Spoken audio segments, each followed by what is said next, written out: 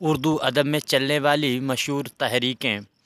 सबसे पहली तहरीक ईहाम गोई की तहरीक आई उर्दू अदब में, और फिर ईहाम गोई तहरीक के बाद में इस्लाह ज़बान की तहरीक आई, या फिर दर अमल की तहरीक इसे भी कहा जाता है। और इस्लाह ज़बान की तहरीक के बाद में आई अलीगढ़ तहरीक। अलीगढ़ तहरीक के बाद में रोमानी तहरीक, और इसके बाद में रोमानी तहरीक के बाद में सबसे ज़्यादा सवालात पूछे जाने वाले, सबसे ज़्यादा सवालात जिससे पूछे जाते हैं वो है तरक्की पसंद तहरीक।